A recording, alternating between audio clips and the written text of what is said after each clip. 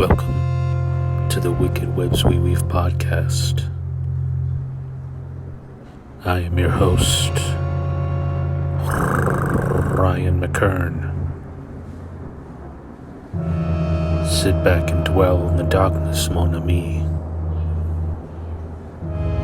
And thank you for joining me in the Wicked Webs We Weave.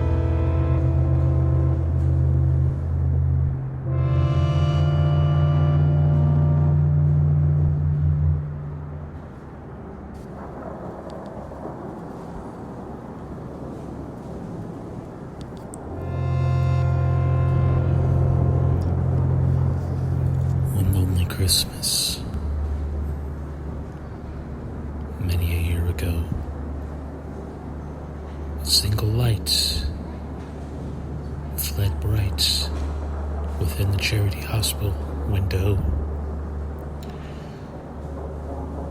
It was a 2x4 with Christmas lights to shine to bring in the Neil spirits, although the cops would remove it soon. Did not break us, comfort and made us. Quite soon the Charity Hospital would be ostentatious.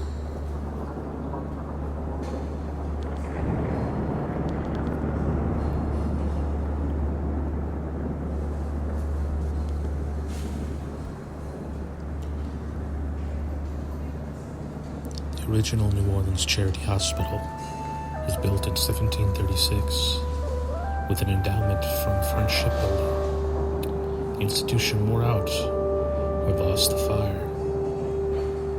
4 buildings, the 5th, built in 1832, was falling apart in 1933 when its board of administrators asked for the public Work Administration PWA fund a replacement. The PWA was one of many New Deal agencies established under President Franklin Roosevelt to invigorate the American economy during the depths of the Great Depression. The federal agency made contacts with private firms for the construction of public works in order to cover its 70% of the project. The hospital board proposed adding paying beds. Paying beds in a charity hospital? Betrayal of a tradition almost 200 years old. The idea provoked a howl of protest from members of the Orange Parish Medical Society. They could not deny that the many of the buildings used by Charity Hospital were in bad shape. The leaking roofs, termite-eaten walls, and caving floors were obvious to casual inspection. Nor could they ignore the overcrowded wards where patients slept 2 in a bed, in chairs, and on floors.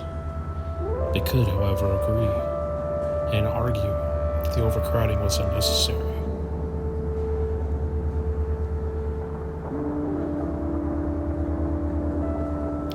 After all, the institution did lose 4 buildings to a fire as well. One problem was the patients came to Charity from all parts of the state. They often argued the medical society stayed after treatment was completed, while transportation was being arranged. If the patient was a child or an elder, a family member might be able to stay with him or her in the hospital. This could be dealt with. The medical society suggested by adding charity awards to other hospitals throughout the state. Another cause of crowding alleged the society was widespread abuse of charity facilities by people who could not afford to go elsewhere. These were people with political connections, particularly friends of Governor Huey Long. The hospital was the only in the Union to treat people who could not afford it. An underlying reason to the medical society's rush to find explanations for overcrowding, other than genuine need, was probably fear of competition with paying customers. Charity Hospital historian John Silvago, reports at the Southern Baptist Hospital and Truro Infirmary, claimed that paying wards would put them out of business. Alfred Danziger, head of Board of Administrators, replied that patients of charity stayed on average 16.6 days, no longer than those in other city hospitals. He agreed that some prominent people and their relatives had been treated at charity, but that they were emergency cases. He denied widespread abuse. He noted that the hospital had an average daily occupancy of 2,185 patients in 1932 and had beds for only 1,756. At the time of writing, November 1933, the hospital housed 2,400 patients.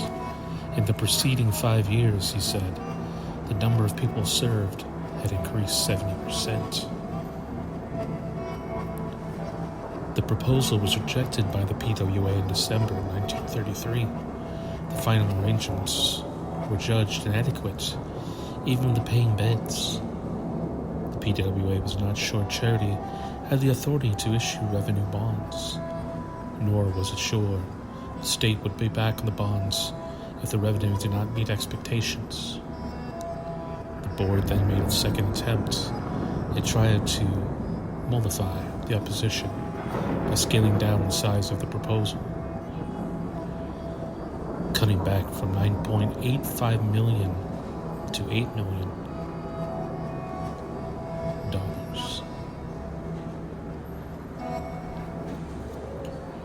The board had originally asked for 2,930 beds. This was reduced to 2,370. New Orleans Parish Medical Society replied with a list of 48 abuses involving treatment of those unqualified for charity. It included Huey Long's niece, Governor O.K. Allen, and his nephew, the son of House Speaker Allen Allender, a police captain, and a variety of Louisiana State University employees. A new charge was added. Hospital use figures had inflated by mass tonsillectomies given to school children. In June, Huey Long entered the dispute. He marched into a state judiciary committee hearing and took over the microphone. He announced that he had a new plan to finance the hospital. The pay beds would be withdrawn, and in their place, the state's corporation tax was raised from $1 to $1.50 per $1,000 of income. He drafted a committee of doctors, lawyers, and labor unions officials and told them to get busy on a new proposal. Long then prodded National PWA Director Harold Ikes, assuring him that the loan to the hospital was now gilt-edged and so secure that there should be no difficulty. He claimed that the opposing physicians were now converted because he had withdrawn the plan for paying beds. But the medical society had not withdrawn from the field. It saw in the situation an opportunity to gain some control over Charity Hospital. The society announced that it would be willing to accept a total of 2,300 beds, including 360 in the units that would not be replaced. However, there were conditions.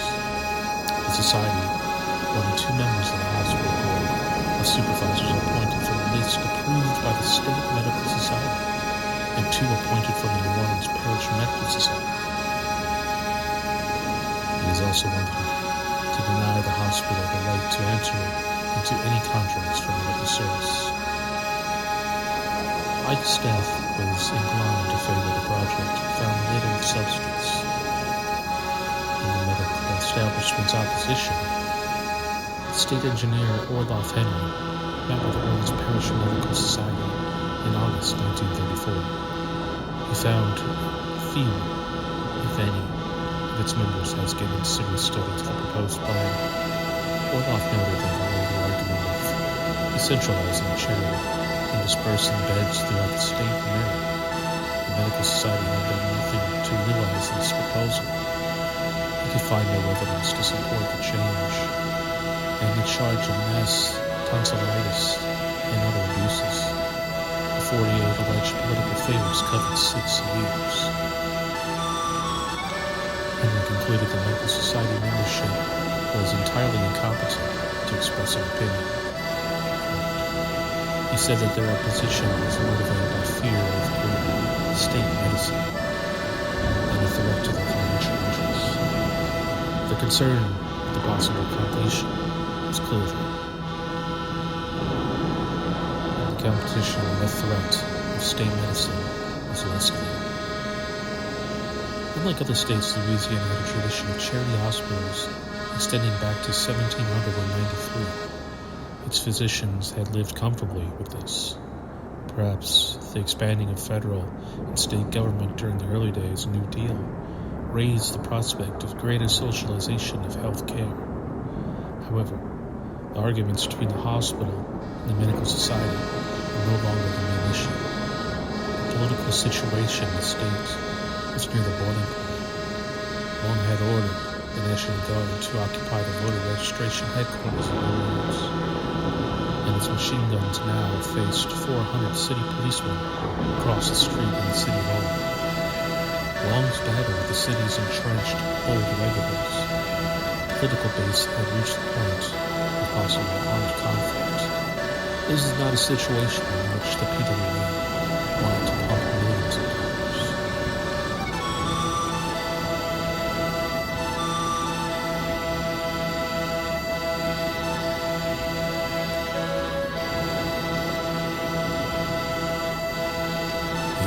Versus the New Deal.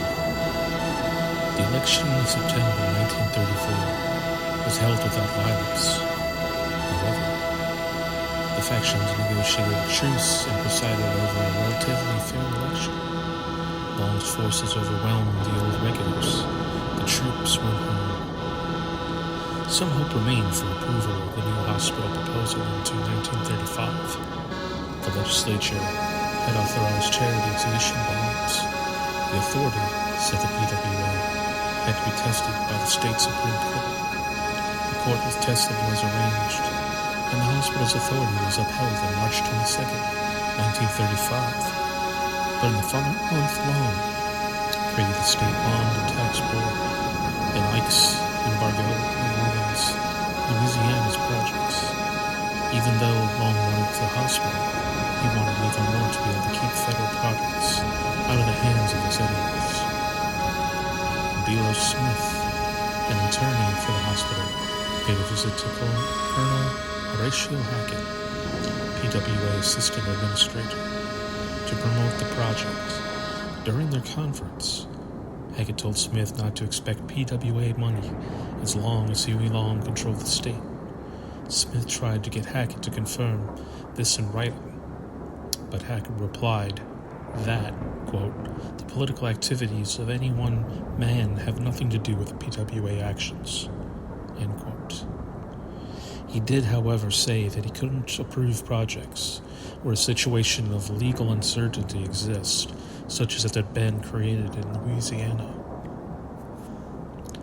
After the assassination of Huey Long and the reestablishment of the state's relationship with Roosevelt in 1936, the laws Long had passed to keep federal agencies at bay were repealed. The way was cleared for a third charity hospital proposal. This time only a grant was requested, which freed the PWA from concerns about hospital bond issues. Matters were further helped by the new negotiations and regulations increasing the size of the grant from 30 to 45%. For the state's share of the project, charity administrators could rely on funds from the corporation franchise tax that had been dedicated to it, and which, a newspaper noted as early as March 1935, had been piling up in the banks and not doing anybody any good. The project was approved on September 14th. The contract went to the state's favorite firm, Weiss, Dreyfus, and Sefrith.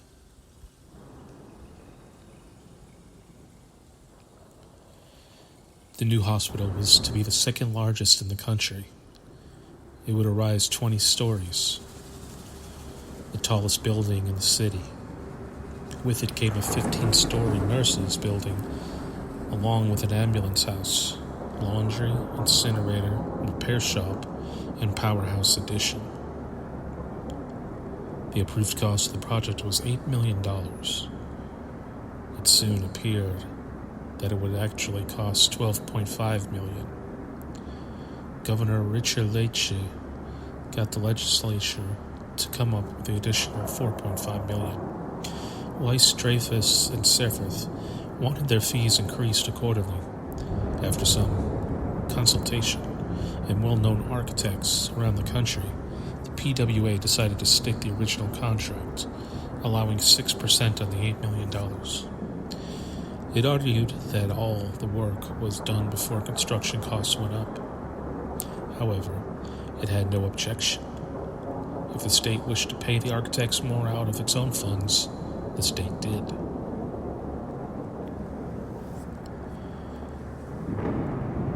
The growing costs of the project emerged gradually.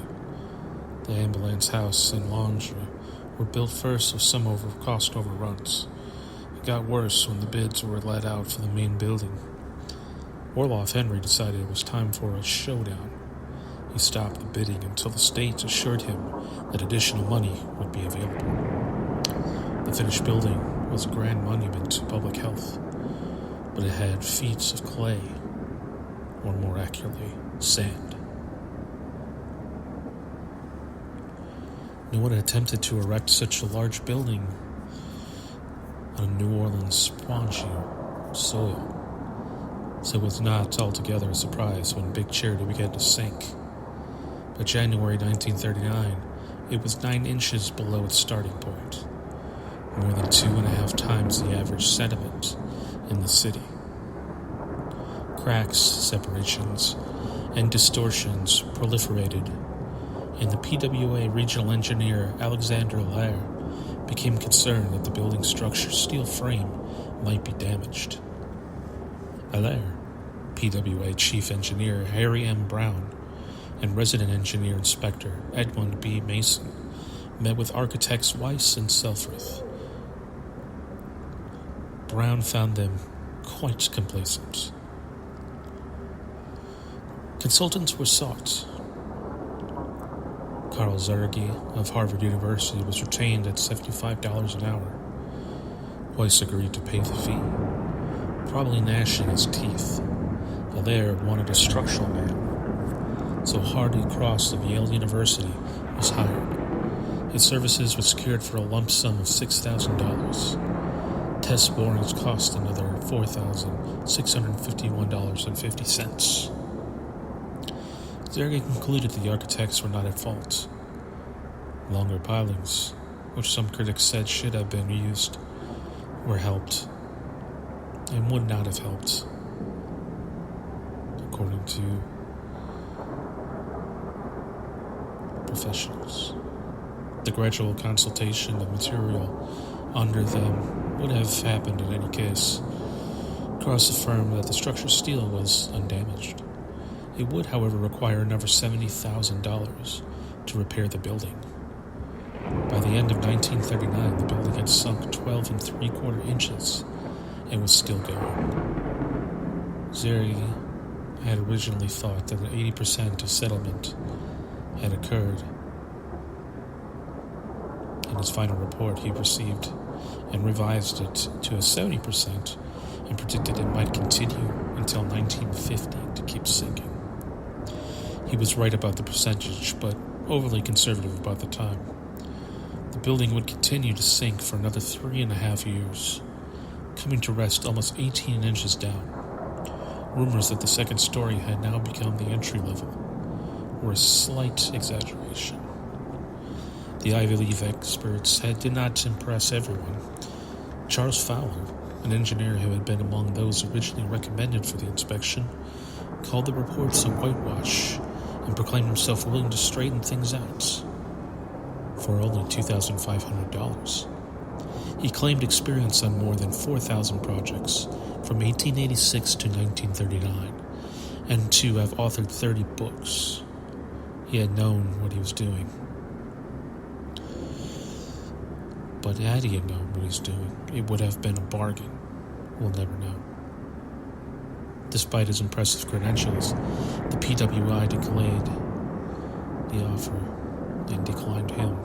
Another volunteer fixer was a young Tulane graduate named Claiborne Perlier. He was no more successful than the veteran Fowler.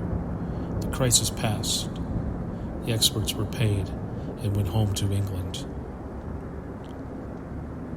And the hospital opened for business with the architects in New England abode.